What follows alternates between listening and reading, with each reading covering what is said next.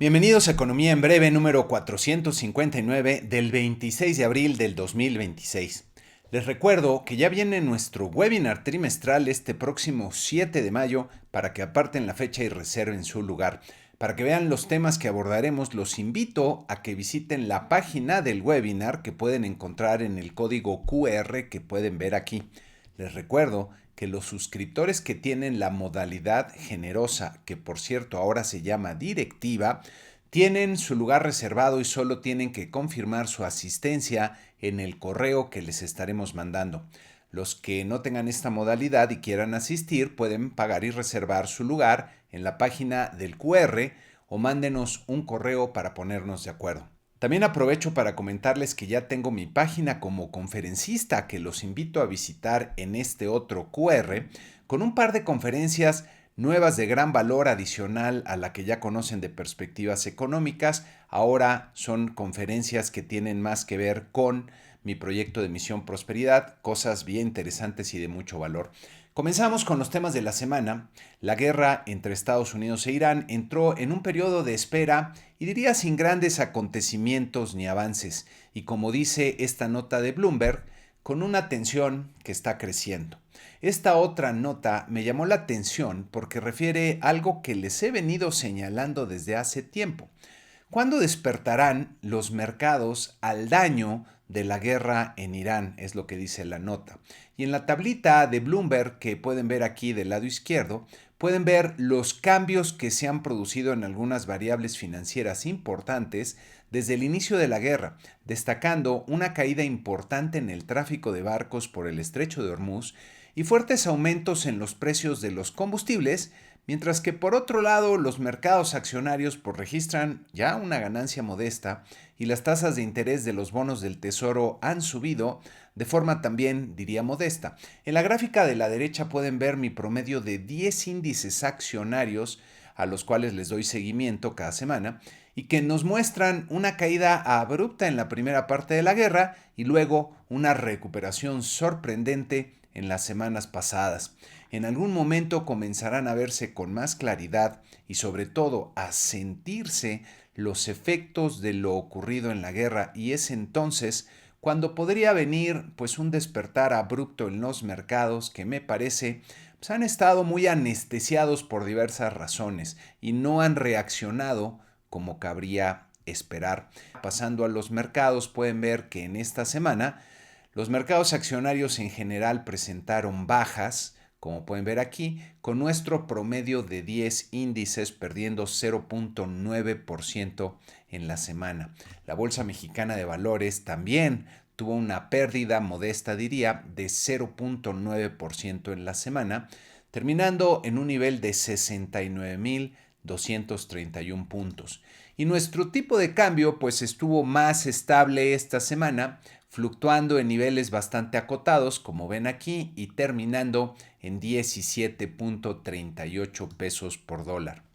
Pasando a los datos e indicadores económicos de México, esta semana tuvimos las cifras de la inflación en la primera quincena de abril, que en lo general diría que fueron resultados no muy buenos porque hay que recordar que la inflación está por arriba de donde debería y no se están comportando los principales índices de una forma consistente con lo que sería una convergencia hacia el nivel de 3% que en teoría buscaban JICO. En esta primera gráfica pueden ver la inflación general registrando 0.11% en la primera quincena de abril, que queda por arriba de lo que estaba esperando el promedio de analistas del mercado, 0.08%, ligeramente por arriba, pero hay que notar que lo usual para esta quincena, que es donde empiezan a registrarse las menores tarifas eléctricas de verano en algunas ciudades del país, debería ser una baja de 0.07%, entonces el resultado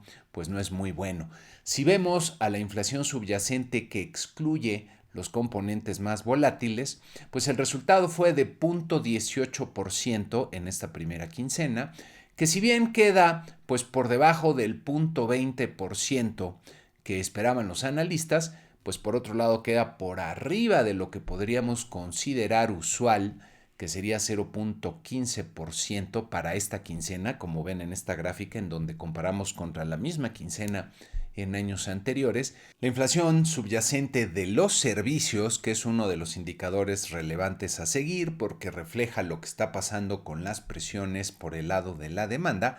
pues registraron 0.12% en esta primera quincena, muy en línea con lo que observaron del 2000 al 2019, aunque como pueden ver en la gráfica, pues esta quincena suele presentar algunos bandazos. Entonces, nuevamente, pues diría que es un resultado no muy bueno porque debería estar pues más abajo si queremos efectivamente alcanzar una inflación en 3%. Si vemos a tasas anuales, la inflación general que pueden ver aquí en la línea verde se quedó en 4.53% fuera del rango de variabilidad establecido por Banxico por arriba del 4%, mientras que la inflación subyacente en la línea amarilla, pues si bien tiene una ligera baja en la última quincena, queda en un nivel de 4.27% a tasa anual y sigue siendo un nivel inconveniente, un nivel elevado. Y si vemos los principales componentes de la inflación subyacente a tasa anual, los servicios quedan en 4.44% y no están dando muestras de comenzar a descender, se han mantenido persistentemente por arriba de este 4% ya por mucho tiempo, mientras que la parte de mercancías aquí en la línea amarilla quedaron en 4.10%, bajaron un poquito, pero todavía están en niveles inconvenientes. Entonces las cifras de inflación pues no están comportándose acorde a lo que esperaría Banco de México para alcanzar esa convergencia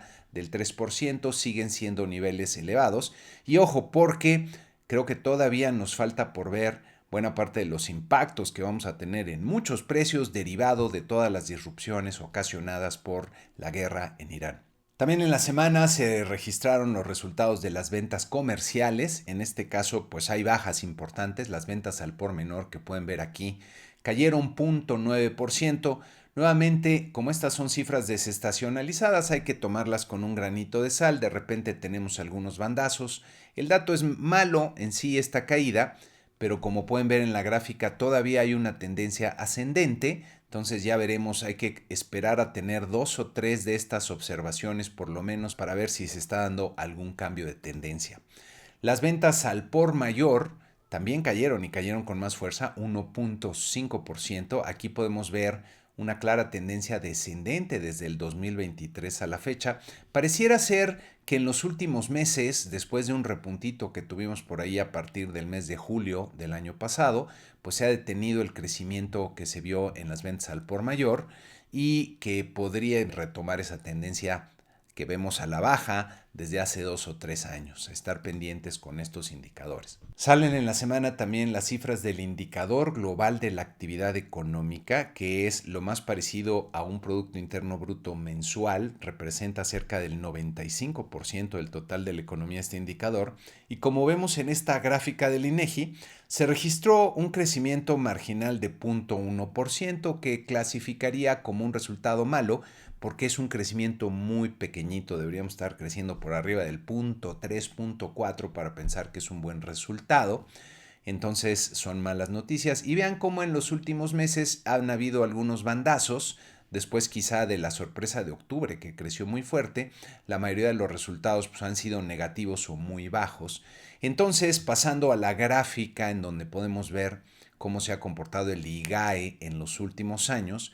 pues vemos que este crecimiento de febrero pues mantiene al indicador dentro de esta tendencia lateral que tenemos desde el 2024 a la fecha y que nos quiere decir que la economía sigue básicamente estancada. Si vemos la parte industrial del IGAE, hubo buenas noticias, creció 0.4%, pero pues no son suficientes para cambiar esta tendencia de baja que vemos desde finales del 2023. Pudiera ser que se esté aplanando o que se esté tocando fondo en este indicador, pero pues ya veremos, todavía queda mucho año por transcurrir con muchos impactos de lo que está ocurriendo. Entonces, sobre todo porque el entorno de negocios no es nada favorable, me inclino a pensar que no veremos todavía un cambio de tendencia. La parte de la construcción dentro del IGAE, pues también un crecimiento modesto pero positivo de 0.3%. A pesar de este resultado, como ven en la gráfica, pues dentro de esta banda que pueden ver aquí desde el 2024 a la fecha, pues la construcción en lo general se ha mantenido también básicamente estancada. Y en la parte de servicios que observan en esta siguiente gráfica, aquí sí malas noticias porque hubo una baja de 0.1%, que si bien es pequeña, marginal y a lo mejor no es demasiado concluyente todavía,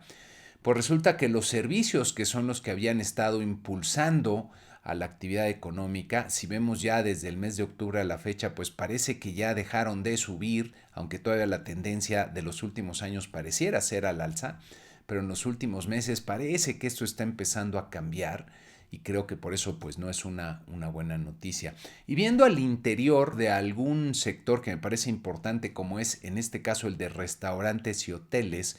que recoge muchas de las empresas pequeñas, medianas que hay en el país y que generan buena parte del empleo,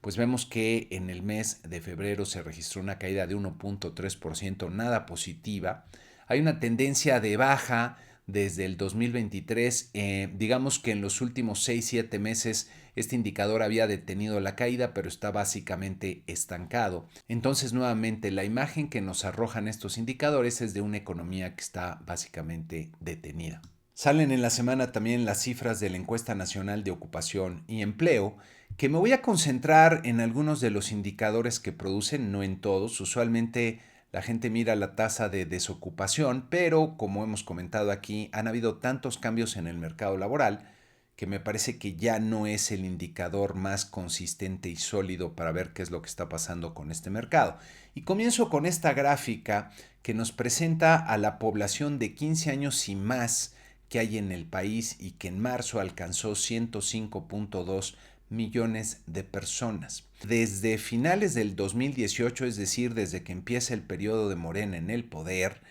esta población ha crecido en 11.2, 11.3 millones de personas. Esta parte de la población es la que normalmente participa en la población económicamente activa, ya sea con un trabajo o una ocupación independiente, y son los que producen la mayor parte de las cosas que requiere el país. Entonces, ha crecido de forma muy importante en ese periodo, les decía 11.3 millones de personas. Pero, ¿qué ha pasado con la población ocupada? Que es lo que ven en esta siguiente gráfica. En marzo se registró un nivel de 60.4 millones de personas que se consideran ocupadas. Y vean cómo hay una baja respecto a lo que se observó en febrero, cómo hay un nivel menor a lo que habíamos visto en varios de los meses pasados del 2025 a la fecha.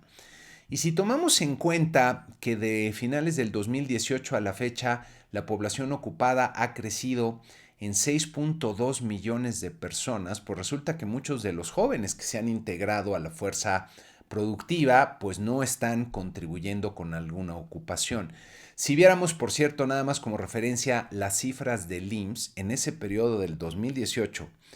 de finales del 2018 a la fecha, pues el número de asegurados en el IMSS, que usualmente es lo que mide el empleo formal, pues ha crecido en 2.6 millones de personas, muy por debajo de lo que ha crecido pues la población que está en edad de trabajar.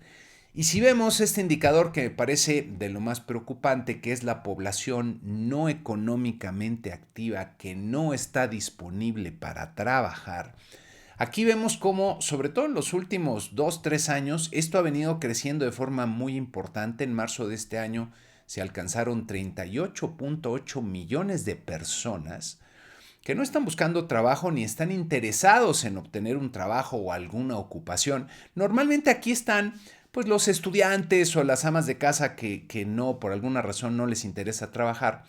Pero creo que ahora esto nos está reflejando un problema que tenemos porque el que haya tantos jóvenes que estén en la etapa productiva y que no estén interesados en obtener una ocupación,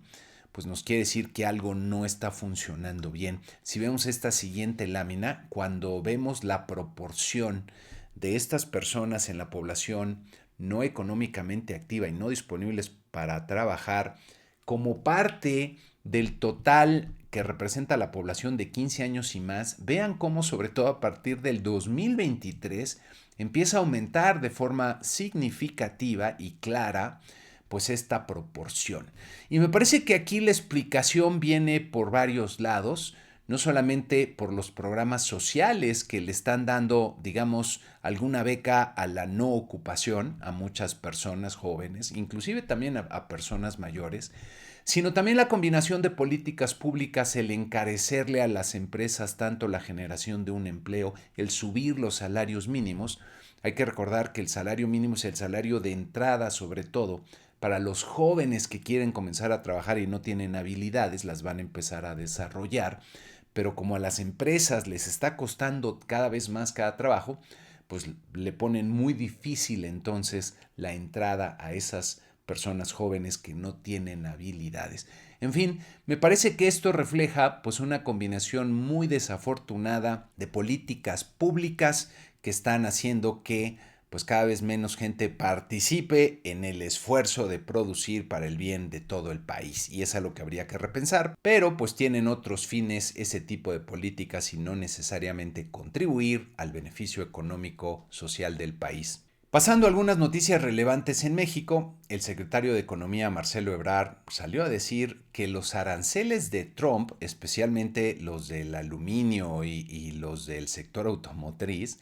y el acero, pues llegaron para quedarse y que no hay tiempo para nostalgia. Es decir, ya no hay nada que negociar, solo minimizar los daños, pues se acabó prácticamente la negociación, hay que aceptar las condiciones que nos impongan, o por lo menos es lo que nos está diciendo el secretario de Economía. Esta semana, por cierto, estuvo en México el representante comercial de Estados Unidos del gobierno de Trump, Jamieson Greer, que dejó muy clara la postura del gobierno de Trump y dejando ver que las presiones apenas comienzan. Por ahí se filtró en los medios un video en el que Greer parece pues regañar de forma evidente y diría estridente a Ebrard, a las afueras al parecer de Palacio Nacional, y hay que recordar que esta visita ocurre luego del viaje que hiciera la presidente Sheinbaum a la cuarta reunión en defensa de la democracia, conocida como la Cumbre Progresista en Barcelona, invitada por el presidente español Pedro Sánchez.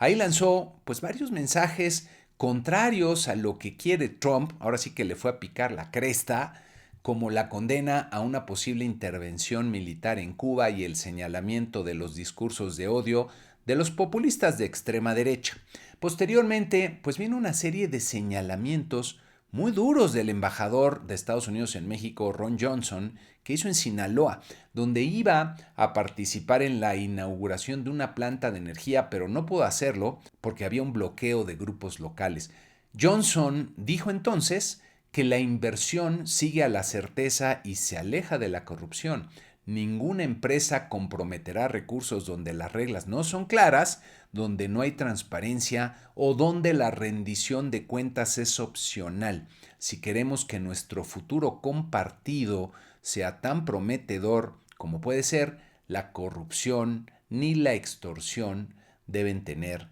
cabida. Vaya mensajes que si bien no son sorpresa, pues lo que es sorpresa es que los diga el embajador en territorio mexicano. Así, las ya tensas relaciones entre los gobiernos de Trump y Sheinbaum, que se siguen tensando aún más, y ya veremos la respuesta que tendrá Trump una vez que ponga de nuevo su atención en México. Ahorita tiene muchas otras cosas que lo traen distraído, déjenme ponerlo así, pero eventualmente regresará al tema aquí con México y vamos a ver cómo reacciona. Otra noticia que no hay que dejar pasar fue la muerte de dos agentes de la CIA en el estado de Chihuahua que, de acuerdo con algunos medios y analistas, estaban realizando un operativo conjunto con fuerzas del estado de Chihuahua, pero sin el conocimiento del gobierno federal.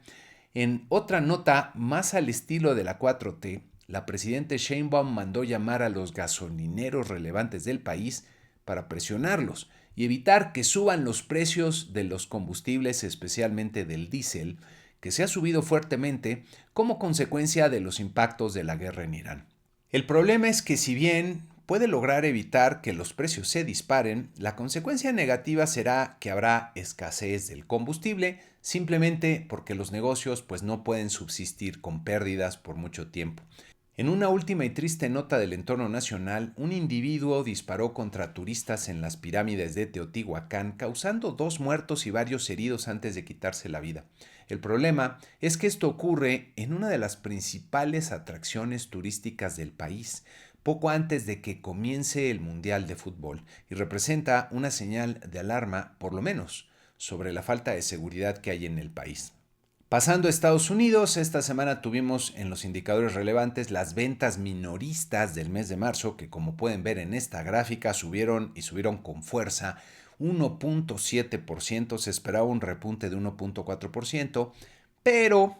este repunte se debe en gran medida a que lo que subió fue las compras de combustibles, especialmente de gasolinas, porque han subido mucho los precios de las gasolinas derivado de los impactos del conflicto en Irán. Si quitamos el efecto de las compras de gasolinas, las ventas hubieran crecido 0.6%. Este es un crecimiento nominal, no deja de ser malo, pero nuevamente hay que verlo con la debida perspectiva para no irnos con la finta de que es el consumidor el que está saliendo a comprar y a mover a la economía. Es un tema de precios en buena medida. Y si vemos las ventas minoristas sin automóviles, el crecimiento fue todavía más impactante, nuevamente debido a las gasolinas, creció 1.9%. Y en otra nota relevante, el pasado martes 21 de abril, Kevin Warsh compareció ante el Comité de la Banca del Senado de Estados Unidos en su audiencia de confirmación como nominado por el presidente Trump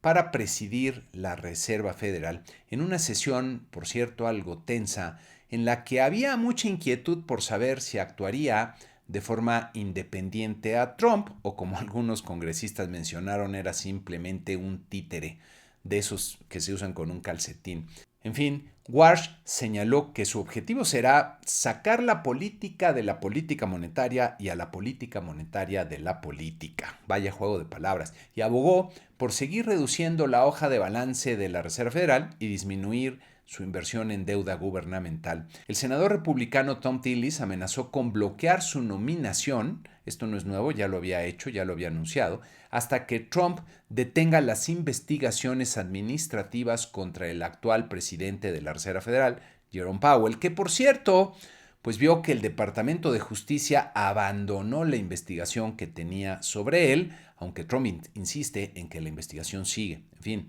interesantes las posturas de Warsh y ya veremos si una vez confirmado se mantiene consistente. Por otro lado, las encuestas recientes revelan que los votantes culpan a Trump del alza en los precios de los combustibles, como pueden ver en esta gráfica de Reuters, con un 77% de los encuestados respondiendo que Trump es el culpable y con un 90% contestando que se debe al conflicto con Irán como causa principal. En la gráfica que sigo de Real Clear Politics podemos ver que se alcanzó en la semana un nuevo máximo en los que desaprueban a Trump de 57.7% y un nuevo mínimo entre los que lo aprueban 40.5%, con un máximo de 17.2 puntos en la diferencia entre estos conceptos. Esto debe tener muy nerviosos a muchos congresistas republicanos que pueden ver su permanencia en gran riesgo en las elecciones de medio término que vienen ahora en noviembre. Y en una nota que está generando muchas suspicacias y que pasó este fin de semana, en la gala de corresponsales de prensa se registró un tiroteo que provocó la evacuación de Trump y de otros oficiales del gobierno. El presunto tirador fue detenido e identificado como un maestro que tenía un par de grados académicos en ingeniería y computación del prestigiado Instituto Tecnológico de California, que parece pues muy lejos de ser un terrorista convencional. Algunos analistas recuerdan los efectos positivos que tuvo el atentado contra Trump pasado durante su campaña y se preguntan si esto podría ser algo orquestado para fines similares o es un acto de un tipo que por alguna razón perdió la razón para intentar algo desesperado. En fin, ya veremos cómo reacciona la aprobación de Trump, al que no le están saliendo bien las cosas. Y en una última nota que no debe pasar desapercibida y que fue esta que ven aquí, refiere que el secretario de Guerra Pete Hegseth despidió al secretario de la Marina John Pellan, al parecer para terminar con una serie de diferencias que irían desde lo que está haciendo en Irán hasta la negativa a retirar la pensión y el rango al capitán y senador Mark Kelly, que ha sido muy crítico de Trump. Mal momento para remover al secretario de la Marina cuando tienen tantos activos emplazados en Medio Oriente en acciones continuas. Señal de que no van bien las cosas ni para Hexet ni para Trump. Para la semana que inicia, pues vamos a tener información importante en México. El lunes 27 tendremos las cifras de la balanza comercial del mes de marzo. Y luego el jueves, que es cuando se concentran los indicadores, veremos el avance que nos presentará el INEGI del PIB del primer trimestre del año. En este avance solo se presentan las grandes divisiones, sector primario, industria y servicios y el PIB total. Y ya veremos cómo viene. Es muy probable que sea una cifra negativa, por lo menos con los indicadores del IGAE que tenemos hasta el momento, pues deberíamos de ver una caída nuevamente en el PIB del trimestre. También tendremos las cifras de la actividad bancaria del mes de marzo, el crédito, cómo viene, y las finanzas públicas que veremos con atención también del mes de marzo. Para Estados Unidos viene la decisión de política monetaria de la Reserva Federal, que me parece que por el momento seguirán aguantando algún cambio, manteniendo la tasa de interés en donde está, pero ya veremos si hay cambios en los comentarios. También tendremos las cifras del Producto Interno Bruto del primer trimestre del año, y aquí estas cifras sí son muy importantes, sobre todo para ver cómo está la desagregación en los componentes de la demanda. Hay que recordar que el cuarto trimestre se vino revisando a la baja, entonces estas cifras del primer trimestre son bien relevantes. Y por último también el informe de ingreso y gasto personal del mes de marzo, que es donde se contiene el indicador más importante de inflación para la Reserva Federal. Y con eso terminamos este programa número 459 de Economía en Breve. Les recuerdo, aparten su lugar para el webinar, visiten mi página de conferencias y les deseo que tengan una excelente semana y nos vemos la próxima.